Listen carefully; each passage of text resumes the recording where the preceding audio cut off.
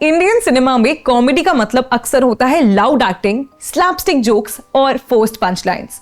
पर 2011 में एक ऐसी फिल्म आई जिसने रूल बुक जला दी, दिल्ली बैली।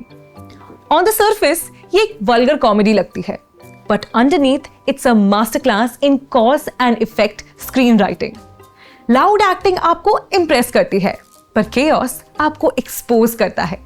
आज हम डिकोड करेंगे द आर्किटेक्चर ऑफ केओस और समझेंगे कि क्यों 15 साल बाद भी ये फिल्म सबसे फ्रेश फील होती है।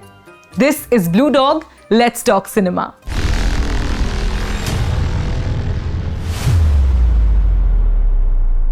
Welcome back.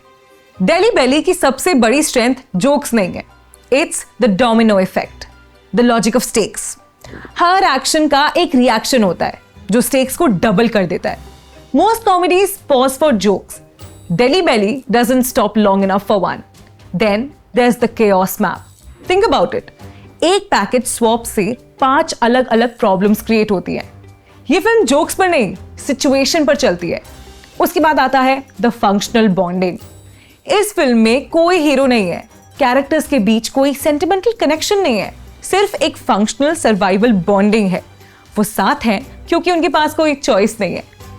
In most Indian comedies things happen because the script says so.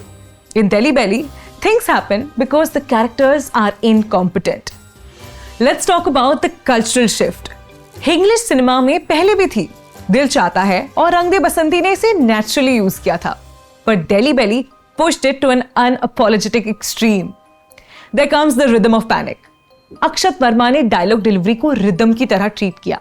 Dialogue वहां फनी नहीं है जहां वर्ड्स फनी है, टाइमिंग वहां फनी है जहां एनर्जी पैनिक्ड है। It's a naked man lying on top of a naked woman. It's called fucking. This is Manish, our landlord. Yeah, the fucking wife cheater. And that's Lena. She's a whore. Then there is the subversive wordplay. DK Bose सिर्फ एक गाना नहीं था. It was a subversive wordplay disguised as a song. It used meta humor to align with the film's dirty, chaotic vibe without stopping the narrative flow. It trusted your intelligence. It didn't try to explain the gali or the joke. It just let the situation play out. Did you wash your ass with my juice? Bastard, I told you I'll buy you some more. Now my fucking ass cheeks are stuck together. एक बड़ा secret, ये film underneath the comedy एक perfect thriller की तरह structured है। Constant momentum. Film में कोई emotional pause नहीं है, कैरेक्टर्स के पास रोने का या दोस्ती की कसम खाने का वक्त ही नहीं है। Then there is the sound of pressure. Sound design यहाँ मेसी और इंट्रूसिव है। दिल्ली की गर्मी और ट्रैफिक इस फिल्म का एक कैरेक्टर है।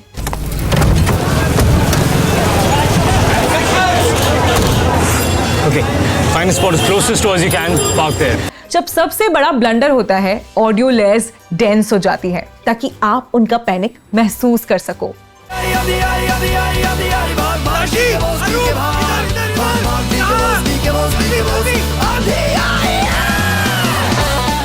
Then there comes the clock logic. Every scene is a countdown. Survival instinct he film की ड्राइविंग फोर्स है, ह्यूमर सिर्फ उनका साइड इफेक्ट है। केओस तब बिलीवेबल होता है जब एनवायरनमेंट गंदा हो। दिल्ली बैली एम्ब्रेस्ड द मेस। अभिनय देओ ने एक बहुत बोल्ड मूव किया, which was the no sentiment mandate. फिर आता है the anti melodrama. Bollywood comedies अक्सर सेकेंड हाफ में इमोशनल हो जाती हैं, दिल्ली बैली स्टेज कोल्ड। उसके बाद the detachment factor. Comedy requires detachment. हम इन कैरेक्टर्स को पसंद करते हैं प्रिसाइसली इसीलिए क्योंकि वो अच्छे इंसान बनने की कोशिश नहीं कर रहे। Then the truth of street. जब आपकी जान खतरे में हो तो आप दोस्ती पर शायरी नहीं करते, आप रास्ता ढूंढते हैं। This is what made the film feel so revolutionary in 2011. Performance दिखने लगे तो एक्टिंग फेल है, केओस महसूस होने लगे तो कॉमेडी सक्सेसफुल है। So what's the verdict? Delhi Belly is one of the clearest examples of dark comedy in India. इसने रास्ता बनाया for Andhadhun and ludo. The screenplay is a machine. It is mathematically precise. अगर आप एक भी scene निकाल दो तो पूरा डोमिनो स्ट्रक्चर कोलैप्स हो जाएगा। हर कॉमेडी के 2 टाइप्स होते हैं, one who performs for the gallery and one who exist for the lens. Delhi Belly हमेशा लेंस और लॉजिक के लिए थी। आपके लिए दिल्ली बैली का वो कौन सा मोमेंट है जो आज भी आप कोट करते हैं? क्या ऐसी फिल्म आज की सैनिटाइज्ड एनवायरनमेंट में बन सकती है? कमेंट्स में बताएं, क्योंकि सिनेमा तभी जिंदा होता है जब वो गलती से रियल हो जाए। Subscribe to Blue Dog. हम सिनेमा के इन केओस ब्लूप्रिंट्स को डिकोड करते रहेंगे।